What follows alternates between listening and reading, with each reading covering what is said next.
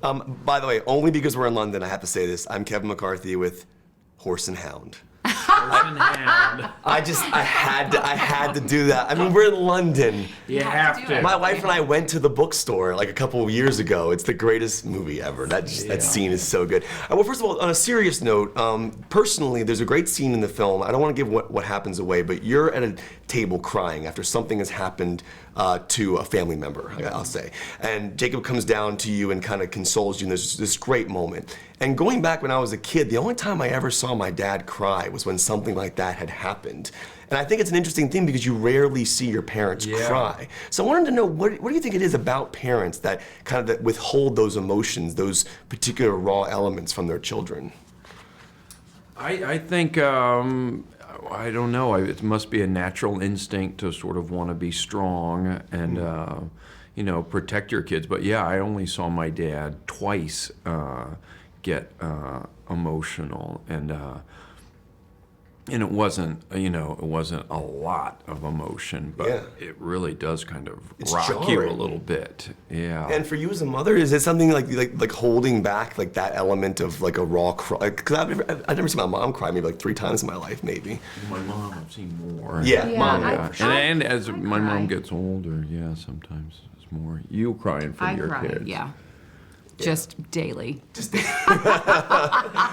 You know, No, but I mean, and I'm comfortable with that, and I'm comfortable with explaining that you can be deeply, deeply sad or moved by something, and then that teaches them that you then recover from that, you know, because, and also to let them be part of the healing of that. I know when Mike Nichols died, and I just felt like I would never stop crying, that they were really part of my comfort, because they would tell stories about Mike and, Mommy, do you remember when Mike and Diane did this and said that? And they were bringing so much joy of who he was and what he meant to us in our life, that it did help me get over what is just the selfishness of missing having that person to hold on to. So I think it's great to empower them in that way too. That's interesting. You know, one of the things I loved about this movie was when I was a kid, and I was definitely bullied a lot, and I just loved watching how you handled it and the way you were reacting to the emotion of it. I was just curious about you guys when you were in elementary school and middle school. Was bullying something that you ever experienced, and is it something that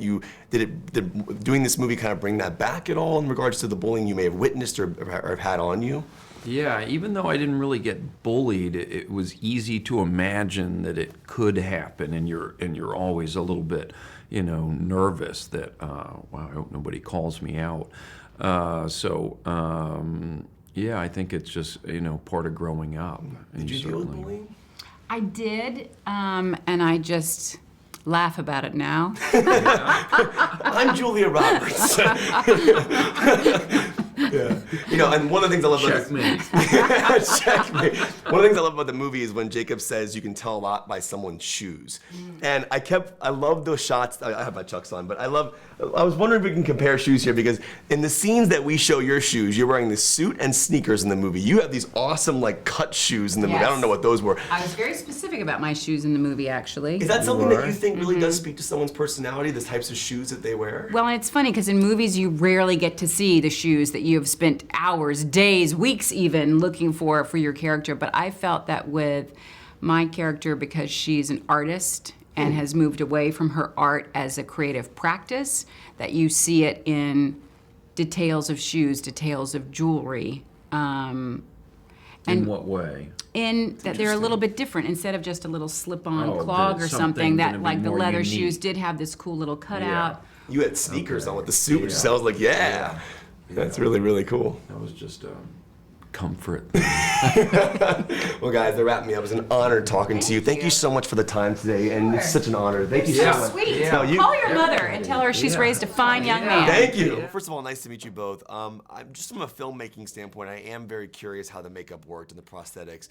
How long you were in the chair, and also was there an element of when you actually physically got into that makeup, did you find yourself just becoming the character immediately as you had the makeup on?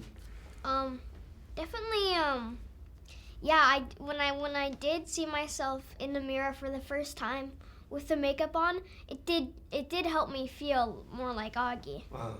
and I was in the chair about 2 hours in the morning, and it took 2 hours in the morning, and then and like at the end of the day to take it off, it was usually half an hour, so that was okay. I was always the first person to get in. They had lots of different pieces for it. They had a neck piece, they had the main face piece, and they had a helmet which was connected to a mechanism which pulled down my lower eyelids, and then we had a wig.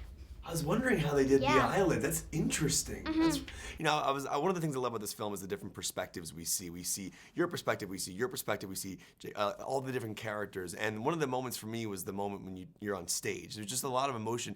You're kind of acting within acting in that moment. I'm just curious, like, is that an interesting thing to find yourself playing a character and then playing a character within the character? I know it's kind of a weird question, but I just found that No, that's an fascinating. interesting question.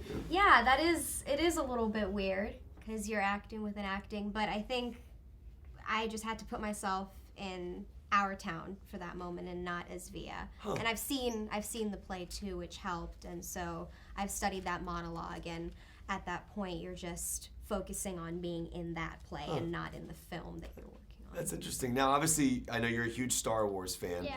And for me, I was just, because I know, like, you're a Star Wars fan and your character's a Star Wars fan. So does that make it easier to have those moments because you're just naturally geeking out with, like, Chewbacca and, like, all the characters? Yeah. That's- They actually had the real person from Disney in the Chewbacca costume. What? Yeah. That's So that was awesome. even better. Dude, have you been able to visit any of the Star Wars sets? Did they invite you to go out to, like, Last Jedi or anything like that? Don't want to say. Okay. Because I'm scared that people are gonna be like, Jacob, you've got to spill now. J.J. Abrams is going to run out of this building right now.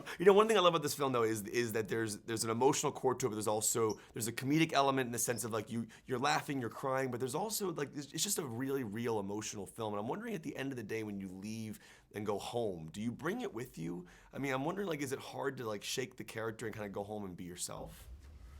You know, I find that it's really about the environment that you're on set. So if it's a fun, amiable set and it's good vibes all around, then it's easy going home because you feel good and you feel it's a gratifying feeling coming home. And last question, one of my favorite moments in the film is the idea of you explaining that you can tell someone's personality by their shoes. And I just think that it's such an interesting thing. We go down to David Diggs' shoes and you see his Adidas and you see the different shoes that Owen Wilson's wearing, sneakers.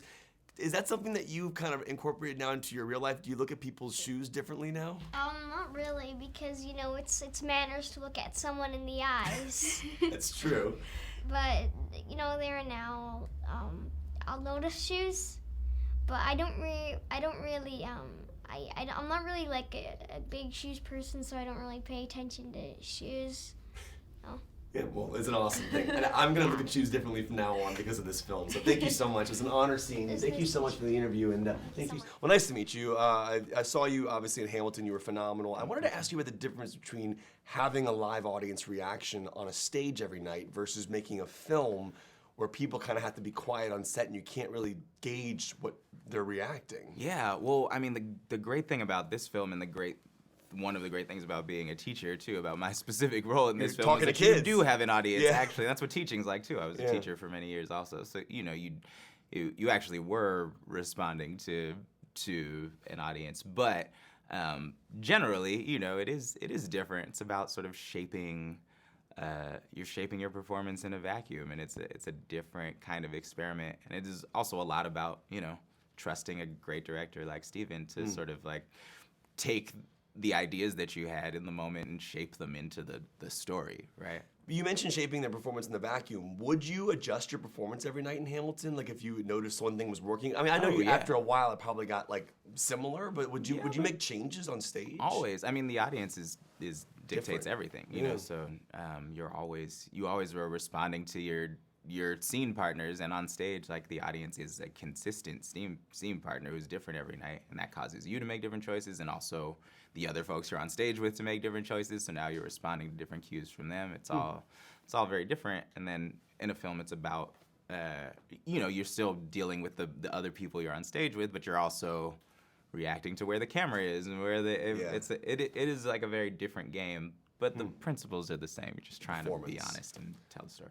One of the beauties of the movie, I love the scene when Jacob's telling about how you can tell a lot about a person's personality by their shoes. Yeah. And then we cut down to the Adidas that you're wearing. And I'm just curious, was the Adidas your choice? Because to me, like, that signified he's cool. Yeah. That's what I thought about. Like, when I saw the shoes, I'm like, that means he's a cool teacher, probably. Yeah, it's in the book. It's one of my favorite things about one of my favorite descriptions that Augie gives in the book, in RJ's book, is of Mr. Brown and looking down at his shoes and describing them. It was like, oh yeah, that's that dude. Do you feel that same way? Do you feel that like shoes do tell the personality of a person? It's such an interesting thing, right? It's such a cool passage, and I think maybe it also, right? Like, you got Chucks on. That means a lot to me. I'm from California. Like, those Chucks say a lot to me, and so I think it also, but also is about you.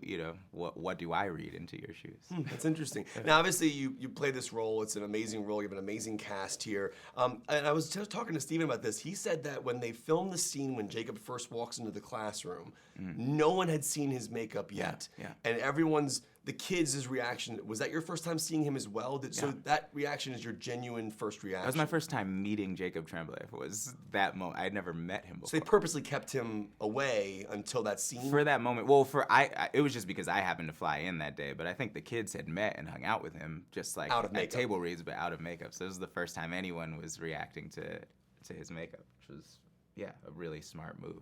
What do you remember about that moment? Like, because that shot is in the film. Yeah. It's right there. We can see everyone's reaction to it. Do you remember, like with Steven, like this is the first time you're gonna see him? Like, I'm wondering what you remember, like, filming that scene. I think for me, what was interesting, and this is my first film, so I was also like getting my bearings a lot. But for me, it sort of instantly sparked these feelings of compassion, both for this character, this Augie, walking into a class and sort of processing all of these looks and stares, but also for Jacob, who clearly had to spend 6 hours in a makeup chair, so it was also, so that compassion worked on all levels for me, which was just getting to see this incredible young actor who has already been on set all day and coming in to just start their work day. And, it was hot in there. It was like there's a lot of things that he was just dealing with as an actor admirably, in the same way that I think Augie deals with coming to a new school so admirably. They wrapped me up real fast. Yesterday, I spoke to Leslie Odom Jr. Oh, yeah. He's in London for. We just hung out last night. I wanted to ask you because it's so cool because it's both your first movies. Yeah. And you're both in London. No, it was amazing. Is it weird? It was totally cool. Yeah, we just we were hanging out last night just talking about how crazy it was that we were both here. So yeah. Yeah, that's so cool. Yeah. I think things happen for a reason. I think so too. Hey, nice to meet you. Hey, man, Thank you good to so meet much you. for the interview. I really Oh, for appreciate sure. it. Thank you.